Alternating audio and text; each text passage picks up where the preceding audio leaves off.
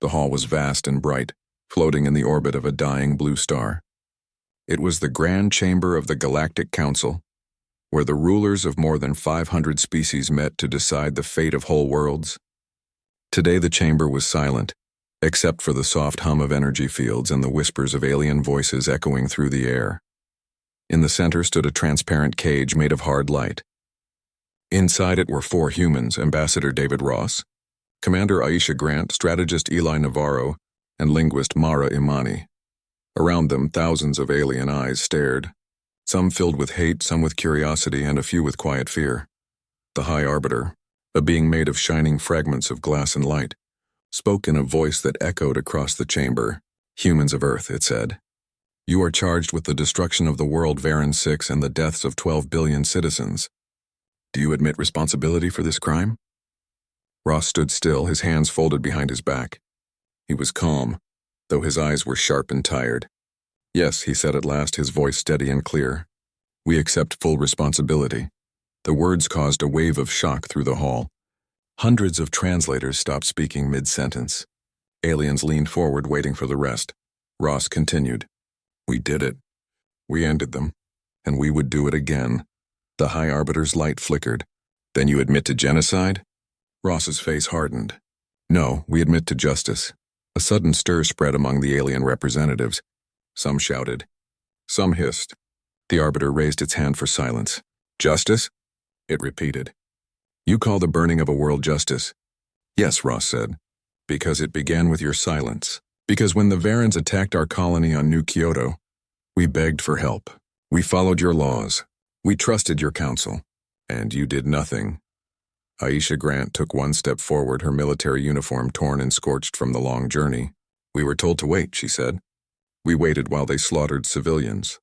We waited while they burned our children alive. You called it diplomacy. We called it death." The Arbiter turned to her, light flickering faster now.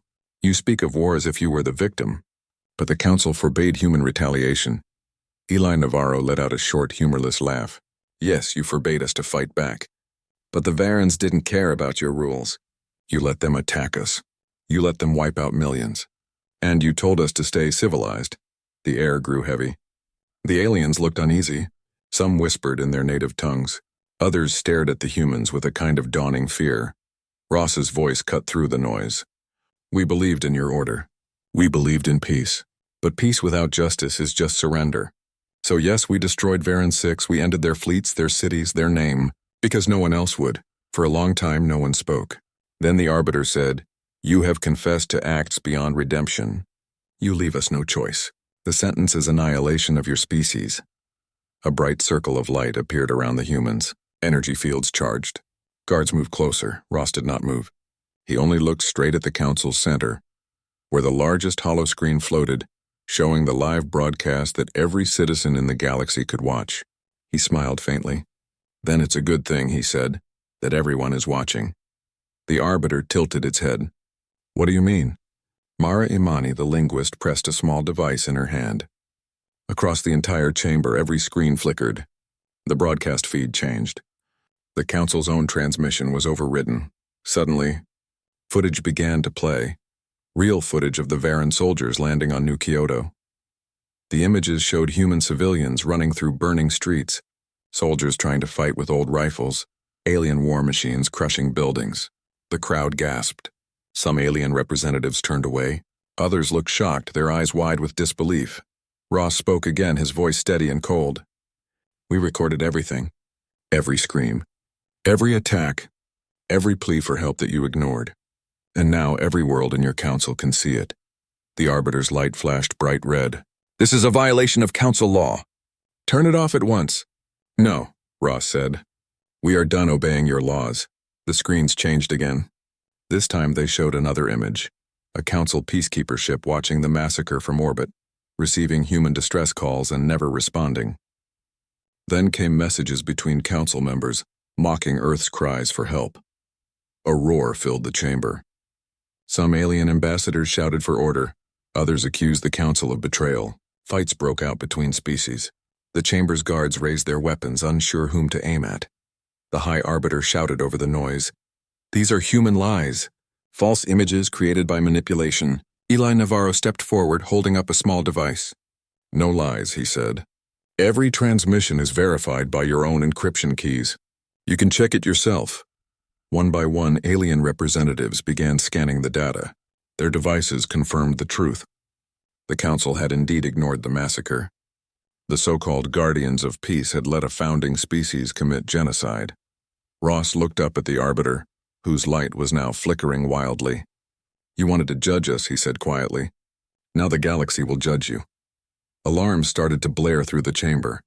Security drones flew down, aiming weapons at the humans. Ross turned slightly toward Aisha. "Ready?" he asked. "Always," she said.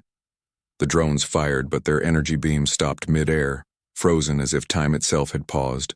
The light shimmered, and the beams turned back toward the drones, destroying them instantly. Gasps filled the room. "The humans were untouched. What have you done?" the Arbiter demanded. Ross didn't answer. He simply said, "Consider this our final statement." He tapped his wristband. The containment field around the humans vanished. In its place, a pulse of blue energy expanded outward. Every system in the chamber, lights, weapons, translators, shut down. The humans vanished in the flicker of light. Silence followed. The chamber stood in darkness. Only the faint glow of the dying star outside lit the room. Across the galaxy, chaos began. Billions of citizens were watching when the truth came out. The Great Council that claimed to bring peace had been exposed. Protests broke out. Armies refused orders. Whole species began questioning everything they believed about the Council's fairness. In the cold space between stars, a small ship cloaked in dark energy drifted away from the Council's station. Inside it, Ross looked at the others. Aisha's face was calm, but her eyes burned with anger. Eli was working fast on a terminal, sending data to human command. Mara sat silently, whispering a prayer. Ross finally spoke. "They think we're finished," he said. "They think they can erase us." Aisha looked at him. "What's the plan now?" He stared out the window where the dying star glowed faintly in the void. "Now," he said, "now we stop being civilized." Outside, their ship vanished into the folds of dark space, leaving the Council's shining city behind. But the echo of Ross's words lingered in the minds of every species that had heard them. For the first time in galactic history, the universe feared the one species that had been taught to obey. Humanity had declared the end of civility, and the beginning of something far more dangerous. The galaxy did not sleep after the broadcast. Every world, every colony, every city that could see the Council's transmission was now filled with fire and shouting. The truth spread faster than light. The Galactic Council's perfect image shattered overnight. On the world of Draws Prime, people filled the streets holding banners that said, "The Council lied." On distant moons, soldiers refused to follow orders. Even on the rich worlds of the core, the news feeds played the same images over and over. The burning of New Kyoto, the screams, the silence of the Council's ships. The Council tried to block the recordings, but it was too late. The humans had done something no other race had ever managed. They had bypassed every control, every security wall, every communication filter across the known galaxy. In a small hidden base under the dark side of the moon, Eli Navarro stood before a glowing screen filled with numbers and signals. "It worked," he said quietly. "Every frequency, every relay, they're wide open. They can't stop it now." Commander Aisha Grant leaned against the wall behind him. Her uniform was torn, but her voice was strong. "You did it," she said. "You just started a war without firing a shot." Eli turned and gave a tired smile. "I didn't start it," he said. "They did. We just showed everyone the truth." David Ross stood nearby, watching Earth through the glass dome. The blue planet floated below, calm and beautiful. "They will come for us," he said softly. "All of them." "They already are," Aisha replied. "Half the Council's fleets are moving toward the solar system. They think we're weak. They think we'll beg for mercy." Ross looked at her. "Do we have the Iron Veil ready?" Eli hesitated. "It's almost ready. The core system is stable, but the full grid isn't synchronized. We need more time." "Then we'll buy it," Ross said. Outside the moon base, silent ships rose from hidden hangars. Black as night, without lights or signals, they disappeared into the dark between planets. Across the galaxy, the Council called an emergency meeting. Inside the same vast hall where the humans had stood days ago, the High Arbiter now looked different. its light dimmer, its voice less calm. This act cannot go unpunished, it declared. Humanity has broken every law of the Council. They have spread lies and caused rebellion. They must be erased. Some alien leaders agreed, shouting for Earth's destruction. Others hesitated. A few looked uncertain, their species now facing riots and unrest back home. A large creature with gray scales and 6 eyes rose from its seat. "We have seen the recordings," it said. "They are real. The humans speak the truth. They are dangerous," another shouted. "They attack when they should kneel." "They defend themselves." The chamber fell into chaos again. The Arbiter raised its hand, light flashing bright white. "Enough," it said. "If the Council cannot agree, then I will decide. Earth will be declared an outlaw world. All trade, all contact, all travel cut off. Their planet will be surrounded. Their technology will be seized. Any ship leaving Earth will be destroyed." The vote passed. The galaxy turned its weapons toward Earth. Back in the solar system, alarms echoed across Earth's orbit. Thousands of ships appeared on long-range scans, spreading like silver dust in the black of space. Commander Aisha stood inside the Solar Defense Command, her eyes on the massive display showing incoming fleets. "Estimate?" she asked. 500 capital ships, said the officer beside her. "Maybe more. They're forming a blockade around Mars and Jupiter." "Any word from Ross?" "He's on his way to headquarters." Aisha nodded slowly. "Then we hold the line." She turned to the command table. Around her stood scientists, soldiers, and engineers, people from every part of Earth and its colonies. They all knew what was coming. She looked at them one by one. "We have one rule," she said. "No surrender, no mercy.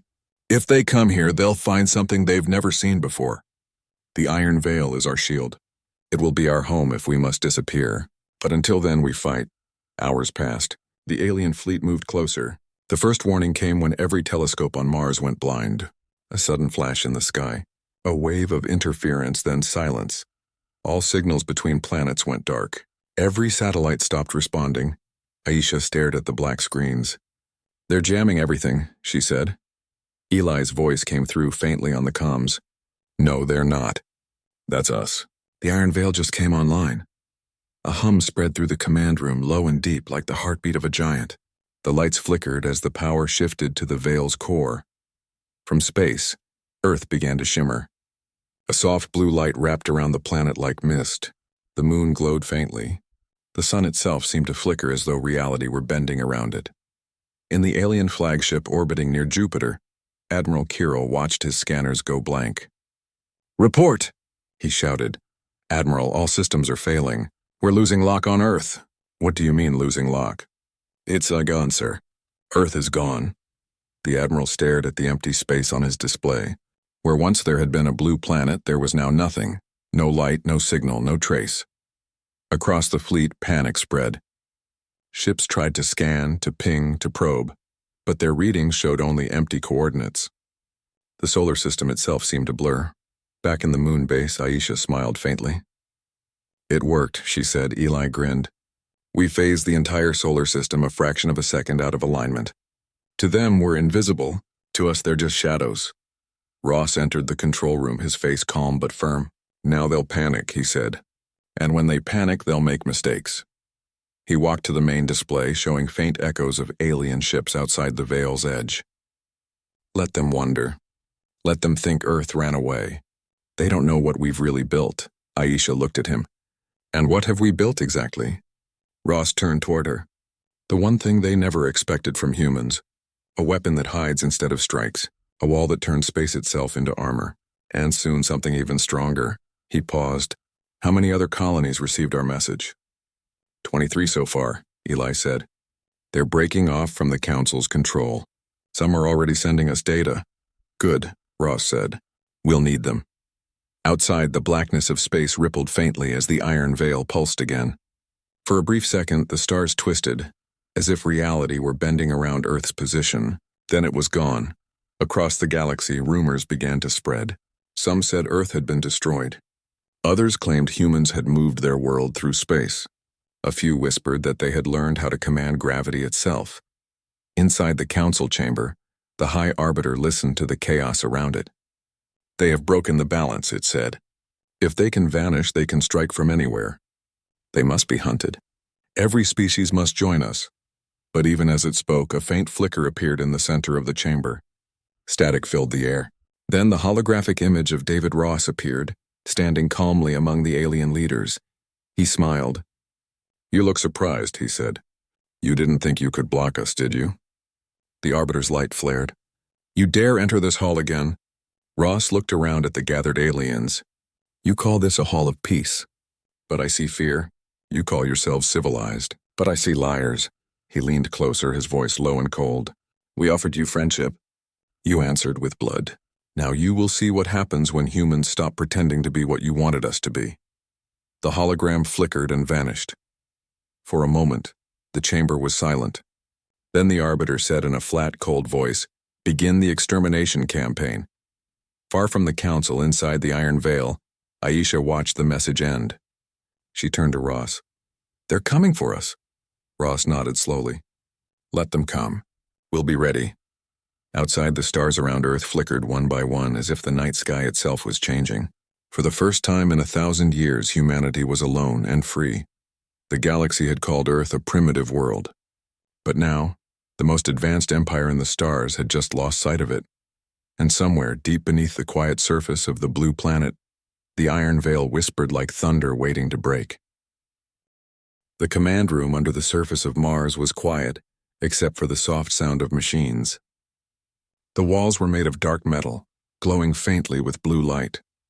Hundreds of screens showed maps of the solar system, covered now by a strange shimmering field. The Iron Veil was active. Commander Aisha Grant stood before the main console. She looked tired, but her eyes were sharp. "Status report," she said.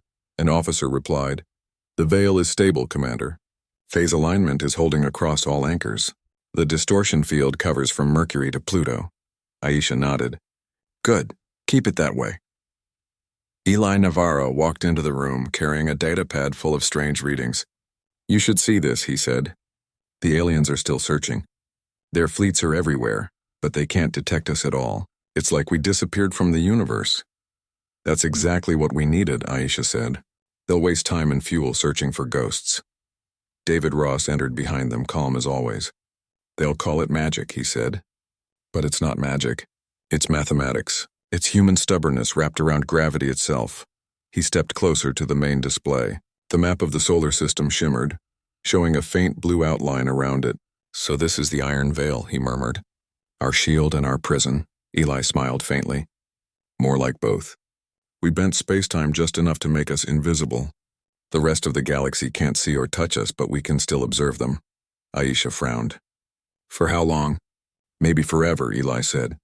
"Or maybe until something stronger tries to pull us back." Ross folded his arms. "Then we'll make sure nothing stronger ever comes." On the dark side of the moon, hidden factories glowed faintly under the Iron Veil. Gigantic ships floated in silence, sleek, black, and smooth as glass. The Obsidian Armada was being born. It was humanity's answer to the galaxy's arrogance. Aisha visited the shipyards herself. She walked across the metallic platforms while engineers worked without rest. Sparks flew, engines hummed, and every man and woman there carried the same quiet determination. One of the captains approached her. "Commander, the first ships are ready. We call them Ghost Class. They can fold space for short jumps without breaking the veil." Aisha looked at the long line of black ships and felt something stir inside her. "They're beautiful," she said softly. "Beautiful and dangerous," the captain replied. "Just like humans," she smiled faintly. "Launch the first group.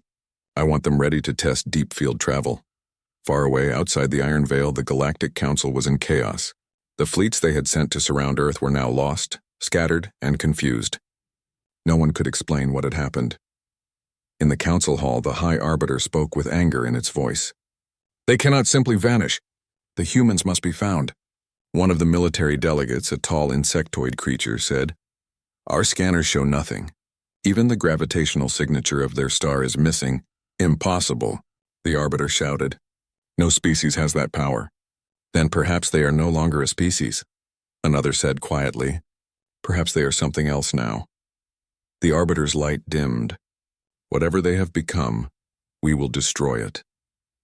Back inside the Iron Veil, Earth looked peaceful again. Cities glowed. Ships moved through orbit and people tried to live normal lives. But underneath, everyone knew things had changed forever.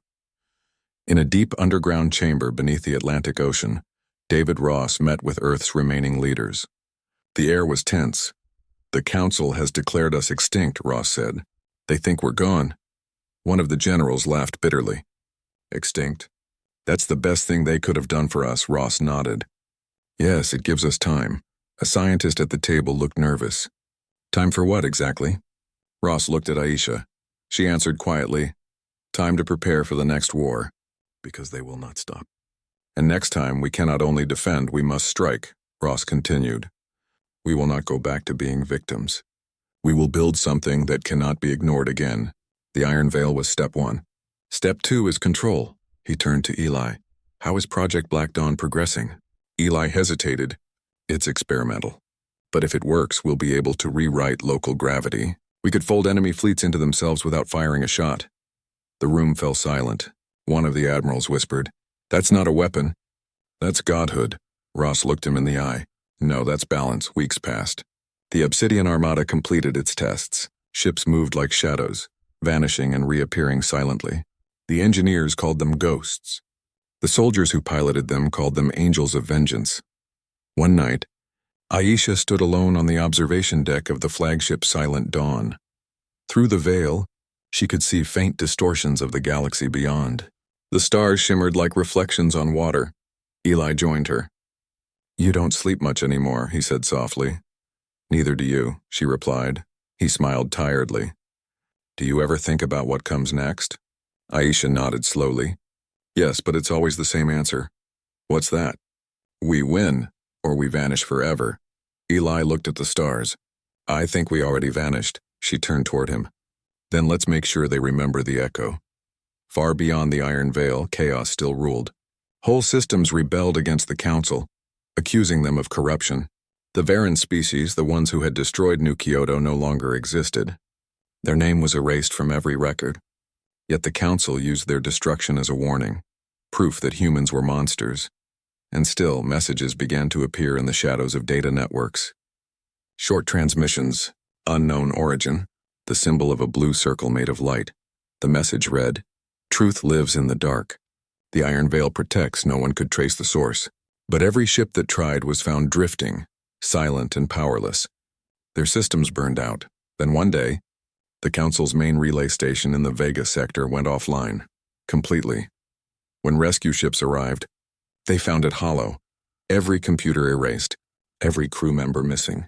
Only one message remained, written on the walls in human letters. "Now we stop being civilized." In the hidden base on Mars, Ross watched the report on a screen. He didn't smile, but there was a cold satisfaction in his eyes. "They're starting to understand," he said quietly. Aisha walked in. "We have confirmation. The Obsidian Armada is ready. Do we proceed?" Ross looked at her. "Yes, but not to attack. Not yet." Eli looked confused. "Then what's the mission?" "To take control of their communication grid," Ross said. "We built our empire under their rules once. Now we'll rebuild the galaxy under ours." Aisha nodded. Operation Iron Veil begins. In deep space, hundreds of black ships left the hidden orbit around Saturn. They moved in perfect silence, each one bending light and space around itself. No scanners could detect them.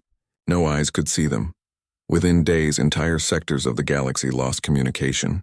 The Council screamed about sabotage, but no one could prove who was behind it. Only a few guessed the truth. On one of the Council worlds, a small child pointed to the night sky and said, "Look, the stars are changing." And they were. The light from Earth's direction shimmered strangely, as if the stars themselves were bending away. In the heart of the veil, Ross watched the display as data streams from the galaxy poured in. He looked at Aisha and said, "They made us into shadows. Now the shadows belong to us, outside." The blue light of the Iron Veil pulsed once, brighter than before, then faded into the dark. The galaxy did not yet know it, but humanity had already started its silent war. A war not of armies, but of ideas, control, and silence. And somewhere deep inside the dark fabric of space, the first human ship whispered across the void. The Iron Veil stands. Earth endures. The galaxy would soon learn that humanity had not disappeared. They had only evolved.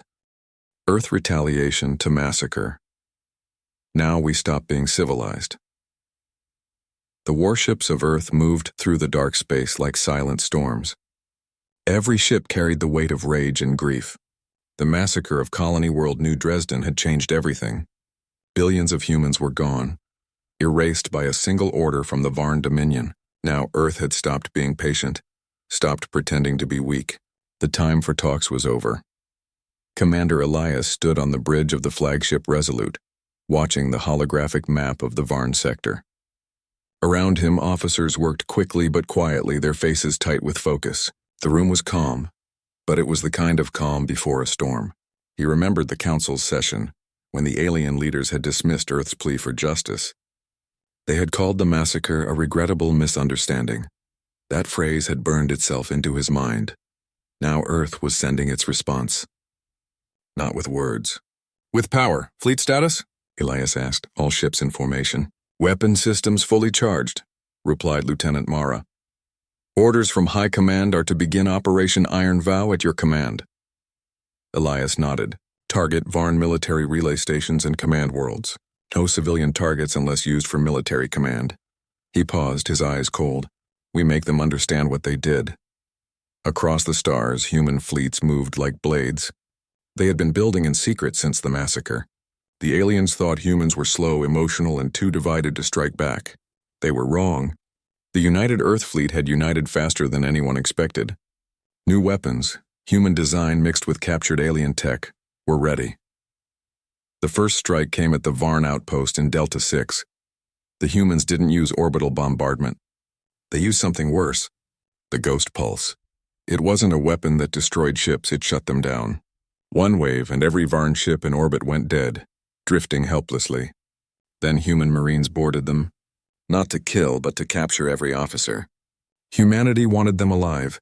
They wanted trials, confessions, and proof. In the command chamber, Elias received the first report. Delta 6 secured, Mara said. Minimal losses. 2,000 Varn prisoners captured. Elias allowed himself a small breath. Send them to the tribunal ships. We'll let the galaxy watch their commanders confess. The Galactic Council started to panic. Their channels were filled with messages, warnings, pleas, threats. They couldn't believe humans had attacked a Dominion world. But Earth didn't reply. The Council that once ignored human cries for justice now screamed for restraint. No one on Earth was listening anymore. 3 days later, Earth's fleet arrived near Varn Prime, the homeworld of the Dominion. It was surrounded by massive defense rings and planetary shields. The aliens mocked humanity for coming so far. But then the humans showed something new. A weapon built after the massacre, using principles no alien had imagined possible. It was called the Graviton Lance, a beam that didn't explode or burn. It folded space for a moment, crushing everything in its path. When it fired, the defense ring vanished. Its metal shells turned to dust in seconds. The shield generators overloaded and shattered. On the Council's main feed, every world watched as the Varn defense network fell apart. The once untouchable Dominion was now defenseless. Inside the Council chambers, the alien ambassadors shouted over one another. Some demanded Earth's arrest, others begged to negotiate. Only one human ambassador sat there quietly watching the chaos. Her name was Alina. She had been there when the Council dismissed Earth's complaint. Now they turned to her, desperate. Ambassador Alina, one of the reptilian envoys, hissed. Call your fleet back. You are breaking every law of the Council. She looked at him calmly. You broke those laws when you allowed the massacre. We asked for justice. You gave us silence. This is your silence returned to you. The chamber fell quiet. Even the alien guards didn't move. Alina continued. Earth will not destroy worlds. But we will destroy power. Any empire that feeds on fear will now answer to the ones you called primitive. Back near Varn Prime, the humans broadcast a message to the planet. This is Commander Elias of Earth. Lay down your weapons.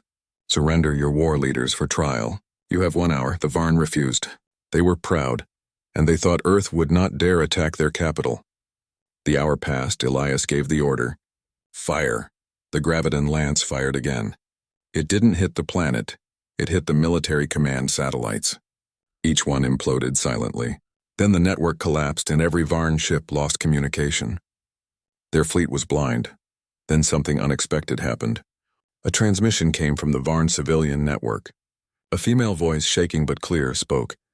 "This is Counselor Hira of the Varn Civil Assembly. We surrender. We will hand over the warlords responsible for New Dresden." Elias looked at the screen, silent for a long moment. Then he nodded. Transmission received. "End the assault. Deploy peace enforcement units." Across the galaxy, the news spread faster than light. The Dominion surrendered.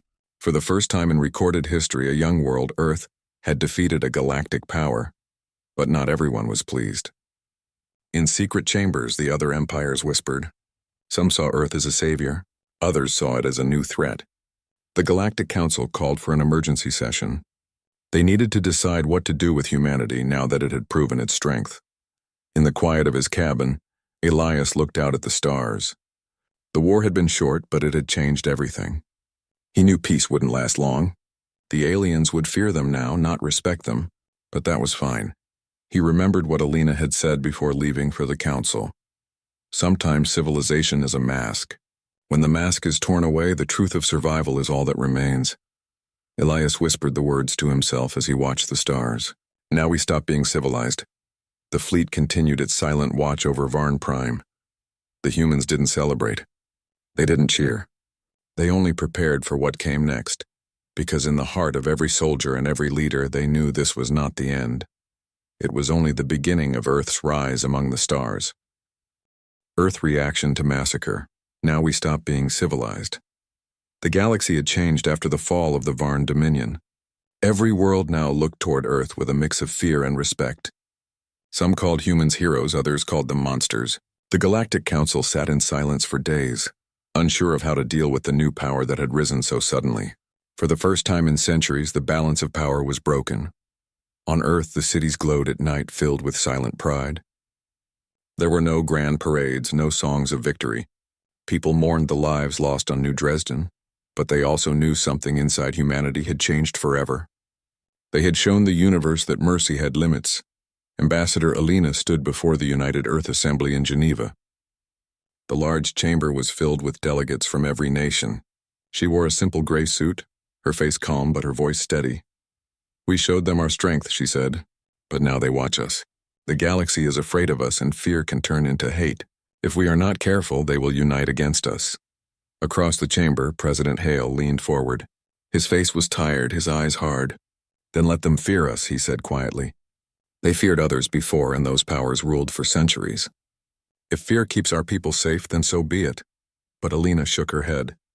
"Fear doesn't last forever. Respect does. We must make them understand we are not conquerors." The assembly argued for hours, but no one could agree. Some wanted to expand Earth's fleets to strike before others could attack. Others wanted peace, diplomacy, and control. Outside, the world waited for a decision that would shape the stars. Meanwhile, in orbit, Commander Elias stood aboard the Resolute, now stationed near Earth.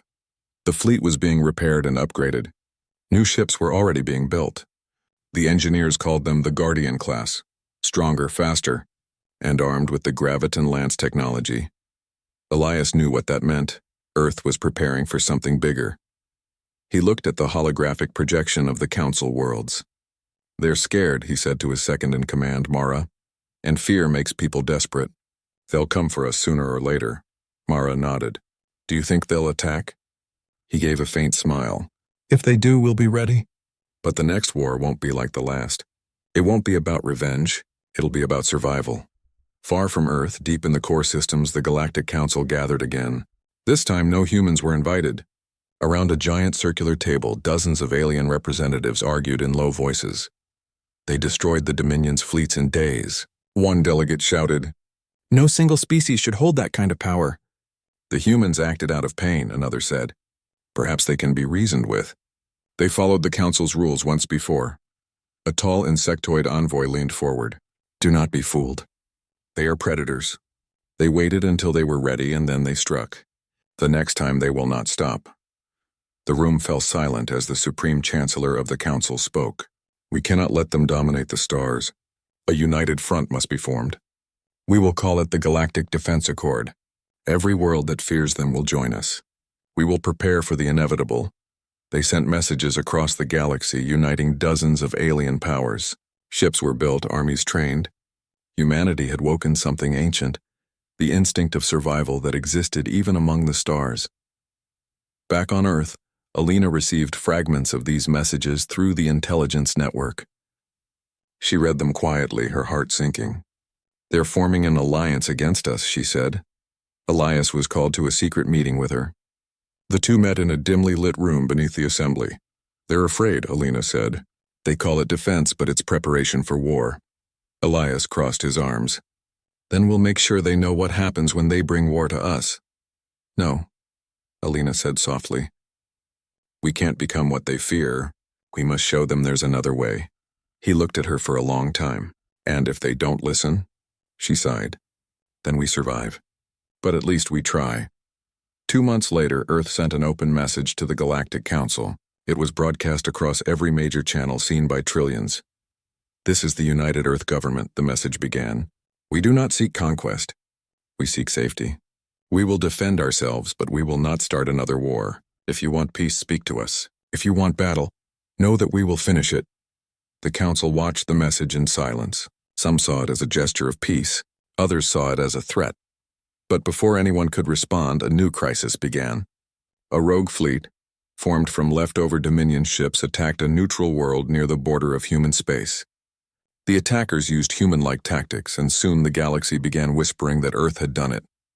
Alina faced the Council again. This time under suspicion. "Prove it wasn't your fleet," one alien demanded. "We have nothing to hide," she replied calmly. "We will share our records. But if you accuse us falsely again, you will regret it." As she left the chamber, she sent a message to Elias. "They want to provoke us. Someone out there is trying to start a second war." Elias received the message while the Resolute moved toward the border. His sensors showed strange signals near the rogue fleet's location. When they arrived, they found something impossible. Ships that looked human but weren't. They were copies built using stolen technology. "Who built these?" Mara asked, staring at the wreckage. Elias clenched his jaw. "Someone wants the galaxy to think humanity is the villain." He recorded the data, every detail, and sent it to Alina. Within days, the truth was revealed. The rogue fleet was controlled by a faction inside the Council itself, trying to unite everyone against Earth. When the proof went public, chaos erupted across the galaxy. Worlds withdrew from the Council, angry at the deception. Protests began, and the Council's authority collapsed. For the first time, humanity stood not as an enemy, but as a symbol of truth. In the aftermath, Alina addressed the galaxy once more. "Civilization is not about who speaks softly," she said. "It's about who stands up when the truth is buried. We will not be silent anymore. We will not kneel to those who call evil law." Elias watched her speech from orbit, a faint smile on his face. He knew she was right. Humanity had changed, but not all change was darkness. As the stars turned outside the window, he whispered to himself, "Maybe being civilized was never about peace. Maybe it was about knowing when peace ends." And with that, the Resolute turned toward the unknown, ready for whatever came next. The galaxy had seen Earth's anger. Now it would see Earth's resolve. For the first time in galactic history, humanity had become something no one expected. Not conquerors, not victims, but the force that made the universe question what civilization truly meant.